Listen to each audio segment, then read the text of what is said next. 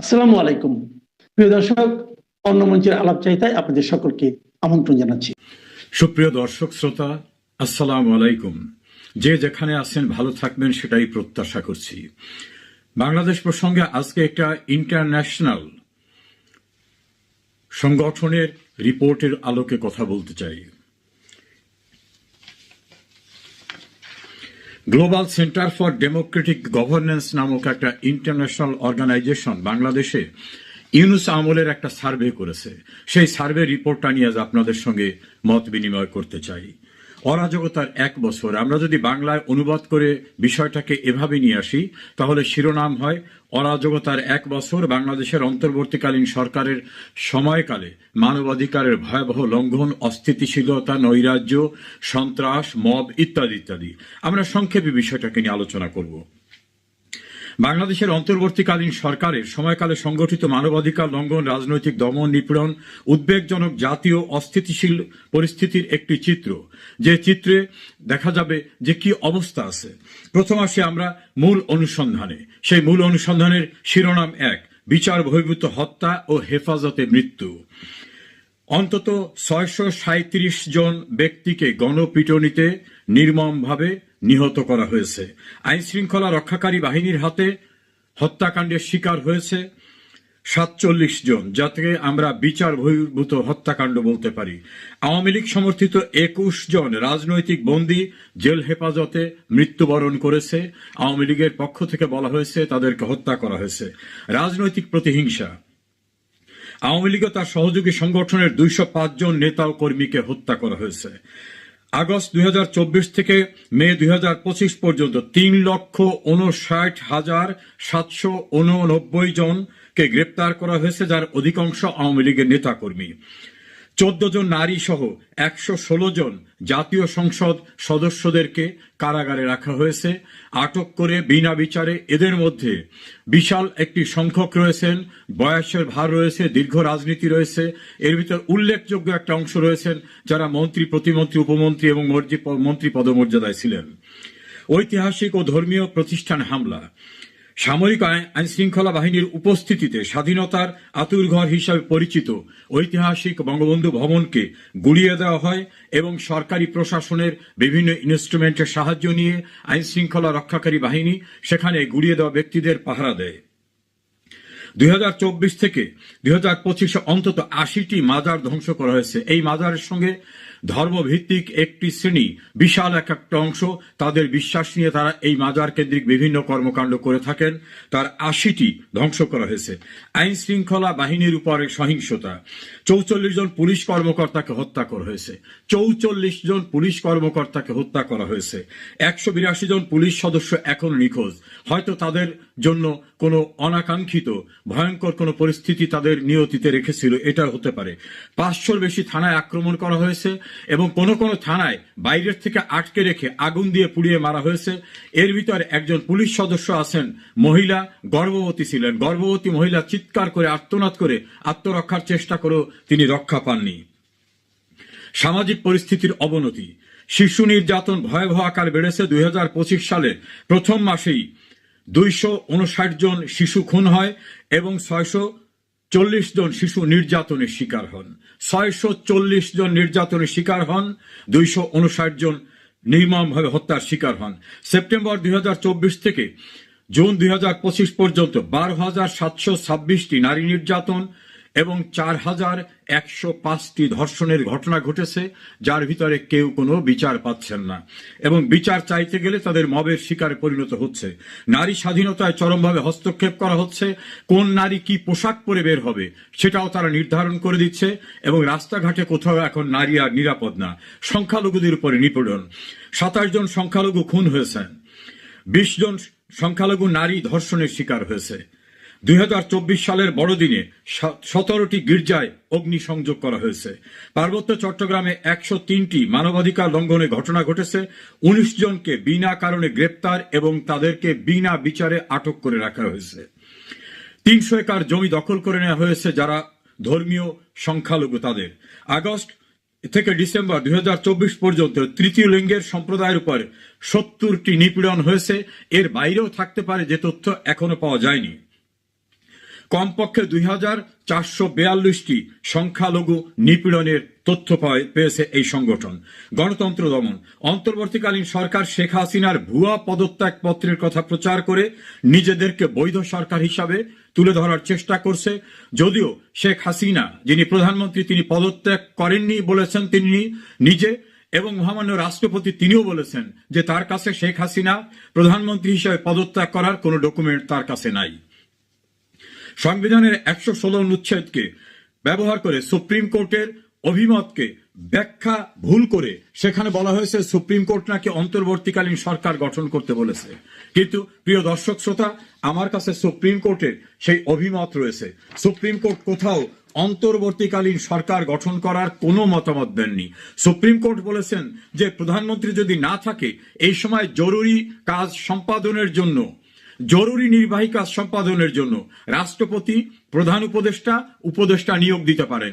কোথাও অন্তর্বর্তীকালীন সরকার বা তত্ত্বাবধায়ক সরকার গঠন করতে পারেন এই কথা সুপ্রিম কোর্টের ওপিনিয়নে কোথাও নাই। আমি চ্যালেঞ্জ করে বলছি কোথাও নাই। ফলে সুপ্রিম কোর্টকে এভাবে ব্যবহার করে গণতন্ত্রকে দমন করা হচ্ছে। এবং খুব ইন্টারেস্টিং হলো, বাংলাদেশের যত গণতান্ত্রিক প্রতিষ্ঠান আছে, সিটি কর্পোরেশন, পৌরসভা, উপজেলা পরিষদ, জেলা পরিষদ, এমনকি স্কুল কলেজের গভর্নিং পরিষদ, তাতে 1 লাখের ঊর্ধ্বে নির্বাচিত জনপ্রতিনিধিদেরকে কলমের এক খোঁচায় অপসারণ করা হয়েছে। অথচ তারা সবাই গণতান্ত্রিক উপায়ে নির্বাচিত জনপ্রতিনিধি। এবং বাংলাদেশের সংবিধানে বলা হয়েছে স্থানীয় সরকার এবং অন্যান্য প্রতিষ্ঠান নির্বাচিত জনপ্রতিনিধিদের দ্বারা পরিচালিত হবে। তাদের সকলকে সরিয়ে দেওয়া হয়েছে। প্রত্যেকেই নির্বাচিত ছিলেন এবং তাদের বিরুদ্ধে সুনির্দিষ্ট কোনো অভিযোগও নাই।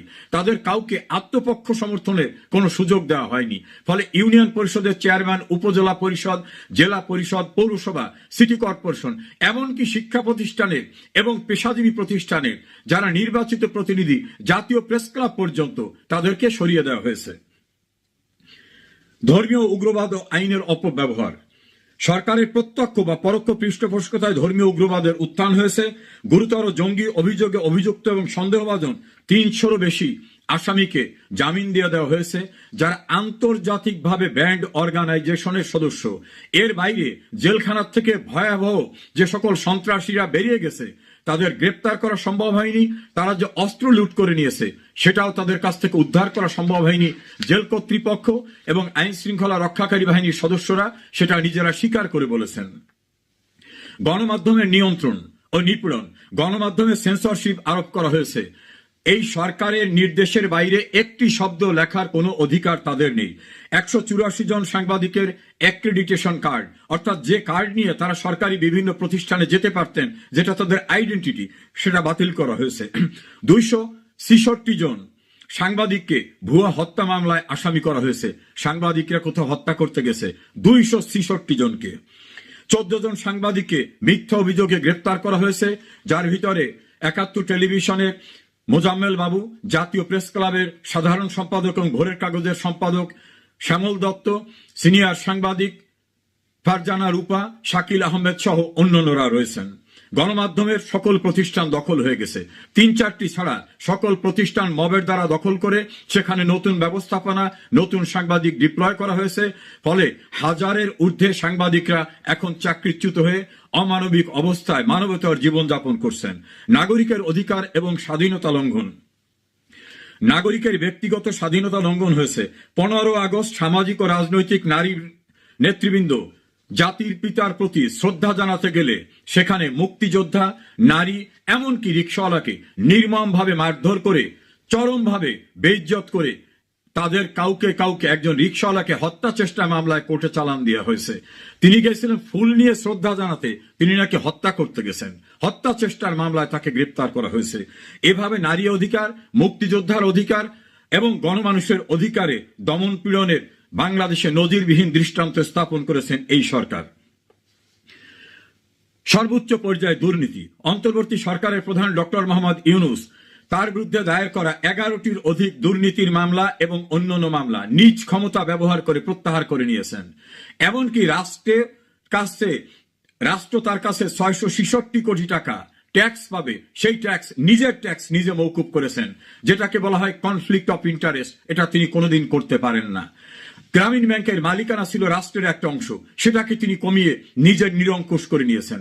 তার নিজের স্বার্থে তিনি একটা গ্রামীণ বিশ্ববিদ্যালয় নিয়েছেন, তিনি একটা ডিজিটাল ওয়ালেট পারমিশন নিয়েছেন, বিদেশে জনশক্তি রপ্তানি, প্রচলিত ভাষায় যেটাকে বলে আদম ব্যবসা, সেটার লাইসেন্সও তিনি নিয়েছেন, এবং তার প্রতিষ্ঠানগুলোকে আগামী 5 বছর কোনো ট্যাক্স দিতে হবে না, এই সুযোগও তিনি নিজে করে নিয়েছেন।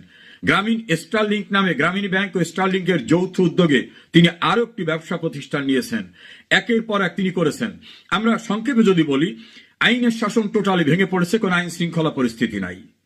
বিচার বিভাগ সম্পূর্ণরূপে আজ্ঞাবহ হয়ে পড়েছে, কারণ প্রধান বিচারপতি সহ আপিল বিভাগের বিচারপতিদের মবের মুখে তাদের মেরে ফেলবে হুমকি দেওয়া, তাদের আক্রমণ করা হবে, সুপ্রিম কোর্টকে পুড়িয়ে দেওয়া হবে, তাদের বাসাবাড়ি আক্রমণ করা হবে, এই ভয়ের মুখে তাদের পদত্যাগ করতে বাধ্য করা হয়েছে।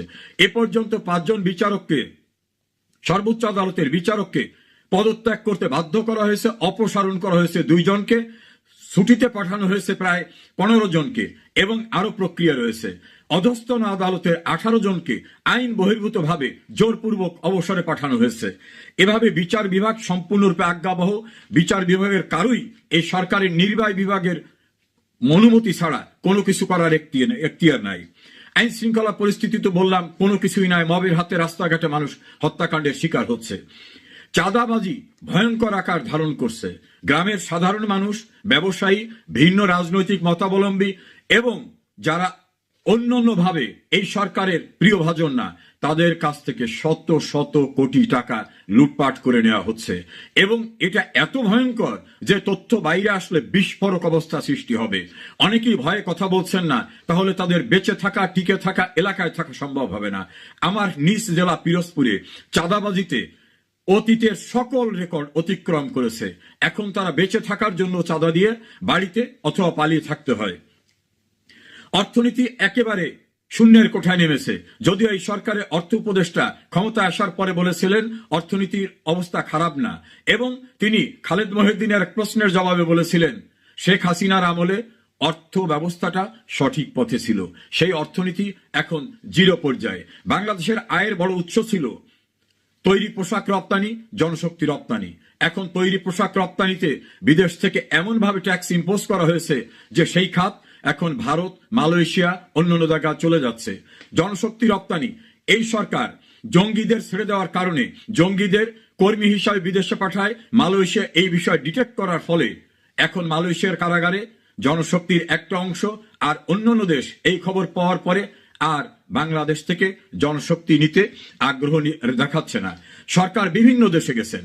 এমনও রয়েছে কোন কোন দেশের সরকার প্রধান, যেমন ইংল্যান্ডের সরকার প্রধান ইউনুস সরকারের প্রধান যিনি ইউনুস, তার সঙ্গে দেখাই করেন নাই।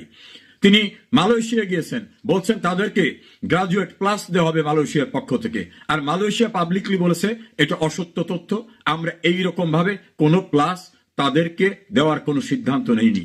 11টি দেশ সফর করেছেন, যার অধিকাংশ দেশ থেকে তার ব্যক্তিগতভাবে কিছু সুযোগ সুবিধা এলেও রাষ্ট্রের জন্য কোনো সুযোগ সুবিধা আসেনি। আমরা উপসংহারে বলতে পারি, বাংলাদেশ এখন অপরাধীদের অভয়ারণ্য।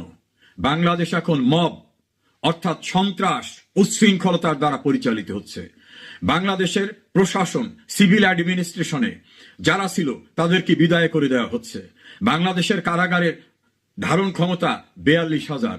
সেখানে আমি তো একটা তথ্য দিলাম যে গ্রেপ্তার হয়েছে 3.5 লক্ষ। এই মানুষগুলোকে কোথায় রাখা হচ্ছে? কোর্ট অঙ্গনে যখন কোনো সিনিয়র রাজনীতিক অথবা গুরুত্বপূর্ণ ব্যক্তিদের নেওয়া হয়, পুলিশ প্রহরার ভিতর তাদেরকে নির্মমভাবে মারধর করা হচ্ছে, এবং এই মারধরের জন্য প্রতিকার নাই। দেশের মুক্তিযোদ্ধাদের গলায় জুতার মালা ঝুলিয়ে তাদেরকে হেনস্থা করা হচ্ছে, এবং দেশের সাবেক প্রধান বিচারপতি কবে কি রায় দিয়েছিলেন সেই আক্রোশে তাকে গ্রেপ্তার করে তাকে রিমান্ডে পর্যন্ত নেওয়া হচ্ছে। ইলেকশন কমিশনের 2 জন সাবেক চিফ ইলেকশন কমিশনারকে গ্রেপ্তার করে রিমান্ডে নেওয়া হচ্ছে। বাংলাদেশ এখন মবের সংস্কৃতিতে চলছে, সন্ত্রাসে চলছে, নৈরাজ্যে চলছে। আর দেশের স্বাধীনতা অর্জনে নেতৃত্ব দানকারী যে সংগঠন, বাঙালি জাতির ইতিহাসের যা কিছু গৌরবময় অর্জন, যে সংগঠনের নেতৃত্বে এসেছে, সেই সংগঠনের কার্যক্রমকে ব্যান্ড করে দেওয়া হয়েছে। আর একাত্তরের পরাজিত শক্তি যাদের সঙ্গে যুদ্ধ করে বাংলাদেশ স্বাধীন হয়েছিল, সেই পাকিস্তানের সঙ্গে এখন দহরম মহরম। সেই পাকিস্তানিরা এখানে আসছে, তাদের কাছে ওনারা যাচ্ছেন। অর্থাৎ বাংলাদেশকে একাত্তরের পরাজয়ের প্রতিশোধ নিতে যা কিছু করা দরকার, সেটা দেশের ভিতর ঘাপটি মেরে থাকা পাকিস্তানের দোসররা, স্বাধীনতার পরাজিত শত্রুরা এবং বিদেশে থাকা যারা, তারা সম্মিলিতভাবে কাজ করছে। আমরা সংক্ষেপে বলতে পারি, বাংলাদেশ সম্পর্কে global centre for democratic governance যে রিপোর্টটি দিয়েছে, সেই রিপোর্টটির শিরোনাম এইভাবে: a snapshot of human rights violations under Bangladesh interim government, that is Yunus সরকার আমলে এই নৈরাজ্যকর ভয়ঙ্কর পরিস্থিতি নেমে এসেছে।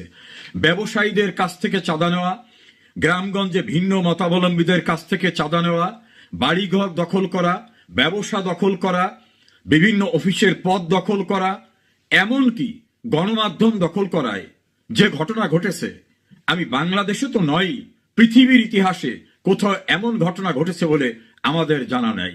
শত শত না হাজার হাজার কোটি টাকা এভাবে লুটপাট চলছে। বাংলাদেশ এখন, আগে বলা হতো মগের মুল্লুক, এখন বলা হয় মবের মুল্লুক। এই ভয়াবহ অবস্থায় বাংলাদেশ তার স্বাধীনতা উত্তরকালে যে একটা সমৃদ্ধ জায়গায় পৌঁছেছিল, বাংলাদেশ যে উন্নয়নের রোল মডেলে পরিণত হয়েছিল প্রধানমন্ত্রী শেখ হাসিনার নেতৃত্বে, সেই বাংলাদেশ এখন বিপন্ন বাংলাদেশ, দারিদ্রতার সর্বনিম্ন সীমায় চলে আসছে। এমনকি 28 লক্ষ মানুষ নতুন করে বেকার হয়েছে, যার ভিতরে 18 লক্ষ রয়েছে নারী। আর কদিন পরে, এ পর্যন্ত প্রায় 150 শিল্প কলকারখানা বন্ধ হয়ে গেছে। আর কদিন পরে হয়তো রাস্তাঘাটে বেকার ছাড়া লোক খুঁজে পাওয়া কঠিন হয়ে যাবে।